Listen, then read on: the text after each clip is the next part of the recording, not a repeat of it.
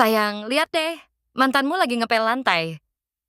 Ujar si selingkuhan sambil menunjuk dan tertawa keras-keras di tengah restoran. Biasa aja, gumam mantannya acuh, lewat begitu saja tanpa memberi Olya, cleaning service yang sedang bekerja, sekilas perhatian pun. Tapi begitu administrasi restoran memanggil Olya dengan sapaan penuh hormat, lengkap dengan nama lengkapnya, lalu meminta tanda tangan di beberapa dokumen, wajah kedua orang itu langsung pucat pasi dan terdiam seperti kehabisan napas. Ada hal-hal yang biasanya tidak dibicarakan di meja makan, tapi hari ini kita akan membahas salah satunya. Pernikahan Olya bahkan belum mencapai usia yang sering disebut tahap krisis. Pernikahannya hancur jauh lebih cepat dari itu.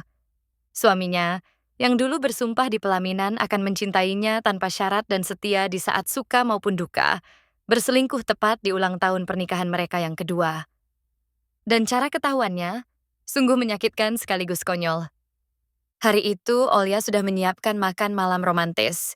Meja rapi, lilin menyala, makanan kesukaannya sudah matang. Ia bahkan sudah membuka sebotol anggur yang sudah ia simpan lama. Tapi suaminya tidak pulang-pulang. Padahal dia berjanji akan pulang lebih awal, bahkan sempat memberi kode soal hadiah besar. HP-nya tidak aktif, pesan Olya tidak terbaca, tidak dijawab. Olya berpikir logis. Mungkin dia lembur. Di mana lagi? Setelah menunggu hampir 1 jam dengan hati resah, ia akhirnya memutuskan pergi ke kantor suaminya. Ia mengenakan jaket, memesan ojek online, dan berangkat. Sepanjang perjalanan, Olya membayangkan hal yang indah-indah.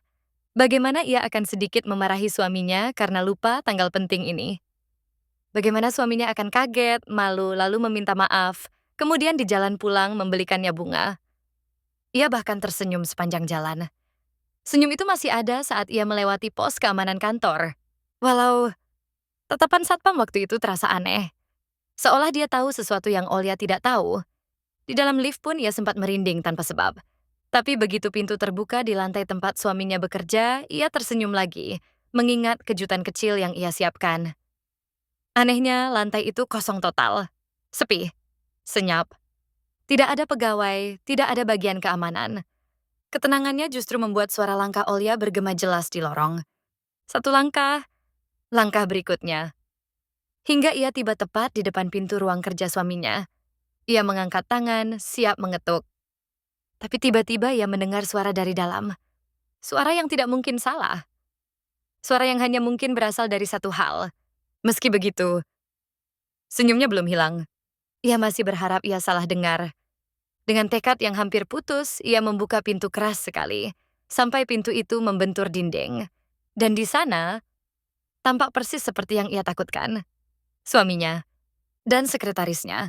Di sofa kantor, tempat biasanya tamu dan karyawan beristirahat.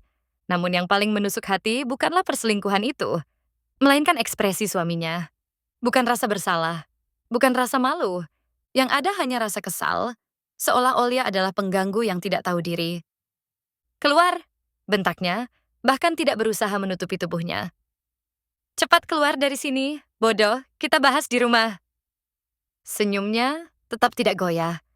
Olya hanya mengangguk, berbalik badan, dan keluar ruangan. Pintu tertutup dengan bunyi klik halus. Di belakangnya terdengar tawa perempuan. Tajam, menyakitkan, menghina.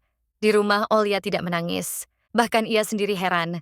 Di dalam dadanya ada amarah, kekecewaan, dan rasa terhina, tapi tidak ada air mata. Untuk mengusir bayangan perselingkuhan itu dari kepala, ia mengambil koper besar, membuka lemari, dan mulai mengemasi semua barang suaminya. Setiap baju yang ia lipat dengan rapi, seolah ikut meluruhkan beban di hatinya. Napasnya perlahan tenang. Detak jantungnya tidak lagi seperti ingin melompat keluar. Ketika si suami akhirnya pulang, tanpa rasa bersalah sedikit pun, Olya sudah kembali tenang. Ia masuk tergesa-gesa, berjalan melintasi ruang tamu tanpa melepas sepatu, langsung mendekati Olya, mencengkeram lengannya, dan menggeram tepat di depan wajahnya. Apa-apaan sih kamu tadi? Bukannya sudah kubilang jangan pernah muncul di kantorku. Olya menatap suaminya dengan tenang. Makanya, katanya pelan, supaya selingkuhanmu tetap jadi rahasia bagiku, ya? Terus kenapa? Aku kan nggak ninggalin kamu. Kamu sendiri yang bikin semuanya ribet. Olya tertawa kecil. Tawa yang terdengar lebih seperti ejekan lembut. Merusak, kamu nggak pergi? Ya silakan pergi. Tuh, barang-barangmu sudah aku siapin. Baru saat itu suaminya melihat koper besar di dekat pintu. Senyumnya melebar. Senyum sombong. Nggak takut aku beneran pergi? Dia lebih baik daripada kamu. Setidaknya dia punya kerjaan. Kamu? Tanpa aku, kamu itu nggak ada apa-apanya.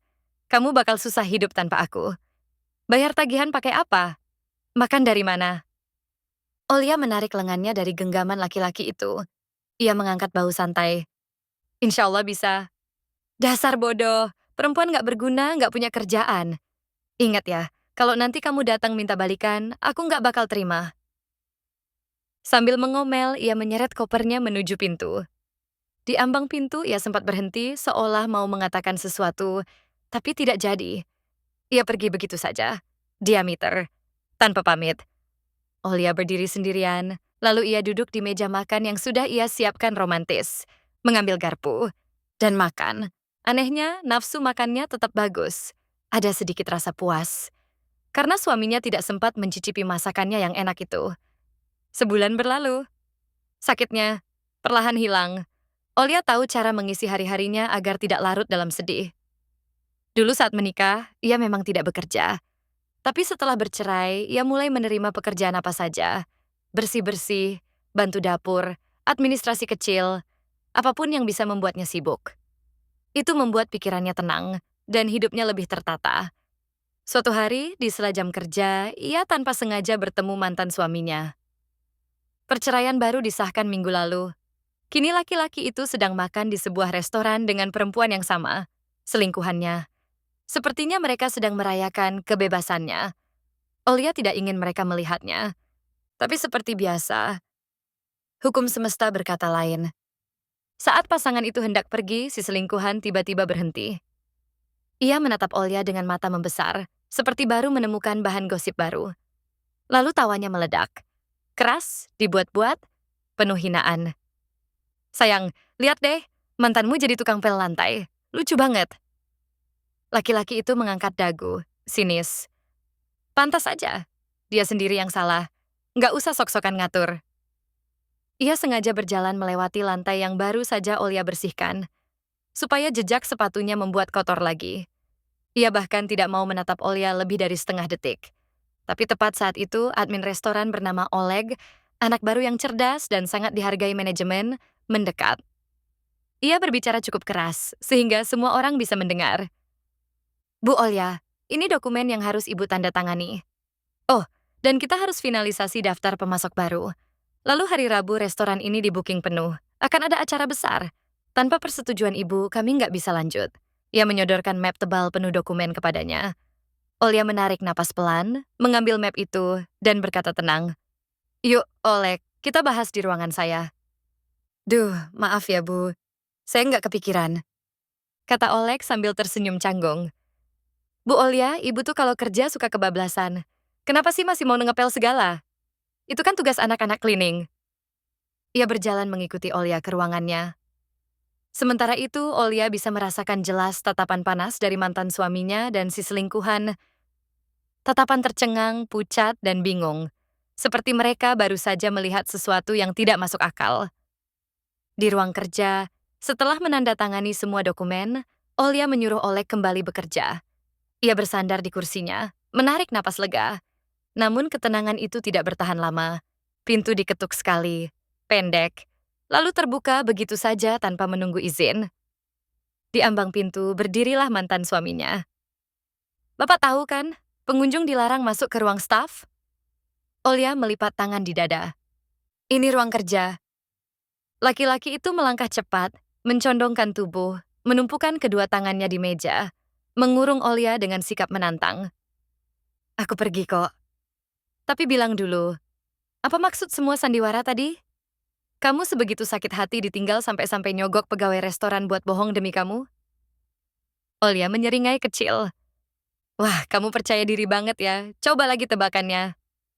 Wajah mantannya mengeras. Dengar ya, jangan sampai aku lihat kamu muncul dekat aku lagi. Jangan ikutin aku. Olia mengangkat tangan seolah pasrah. Ya sudah, jangan datang ke restoran aku. Restoran kamu? Dia tertawa sinis. Olia, sadar. Kamu itu lagi stres, jangan halu. Senyum Olia justru semakin lebar. Kamu kasihan banget, tahu? Berusaha meyakinkan diri kalau aku nggak bisa hidup tanpa kamu. Padahal kamu cuma nggak sanggup menerima kenyataan bahwa kamu kehilangan kesempatan emas. Ia menatap mantan suaminya tepat di mata. Kamu kira aku cuma ibu rumah tangga kampung? Ternyata pemilik restoran. Ngaco kamu, pemilik dari mana? Pemilik yang beneran. Jawab Olia tenang. Penghasilan stabil, pelanggan nggak pernah sepi, karyawan nyaman. Aku akui, waktu kakekku yang pegang, semuanya jauh lebih rapi. Tapi namanya juga proses belajar, kan? Ia mengangguk pelan ke arah dinding. Di sana tergantung foto keluarga. Olia, orang tuanya, dan kakeknya. Mantan suaminya menatap foto itu, dan wajahnya langsung pucat. Jadi kamu nipu aku? Nipu bagian mana?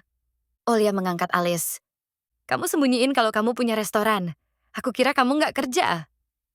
Olia menghela napas ringan. Itu permintaan kakekku.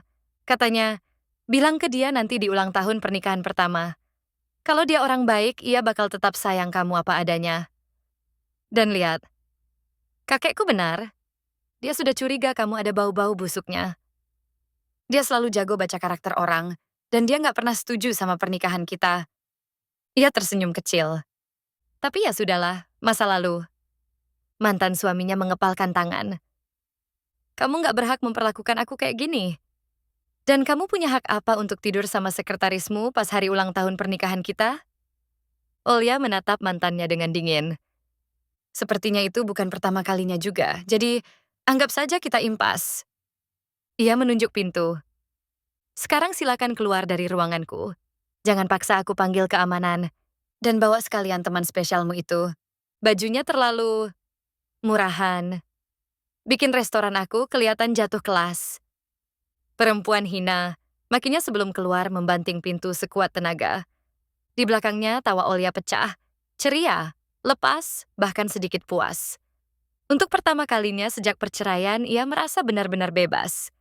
Ia akhirnya bisa menertawakan nasib si selingkuhan yang ternyata salah target. Beberapa minggu berikutnya, mantan suami itu muncul lagi. Tapi kali ini, dengan wajah menyesal, merendah, memohon satu kesempatan terakhir. Tapi Olia menolak. Tegas, tanpa ragu. Ia tahu betul sekali ia membiarkan dirinya lembek, lelaki seperti itu akan memanjat di atas kepalanya seumur hidup. Mantan suaminya adalah tipe yang siap minta maaf berkali-kali, bahkan untuk hal yang tidak ia lakukan, asal bisa kembali menikmati kenyamanan hidup yang dulu ia dapat dari Olia. Dan Olia, ia tidak butuh masa lalu itu. Tidak butuh hubungan yang hanya berisi manipulasi dan arogansi. Mantan suami hanyalah bab yang sudah selesai. Di depan hidupnya justru baru mulai terbuka. Pembukaan cabang restoran baru, rencana perjalanan ke luar negeri, kesempatan dan kesibukan yang menyenangkan. Hidupnya kembali penuh warna. Suka ceritanya? Tinggalkan komentar kalian. Like dan subscribe sangat berarti. Sampai jumpa di kisah berikutnya. Semoga langkah kalian selalu dimudahkan.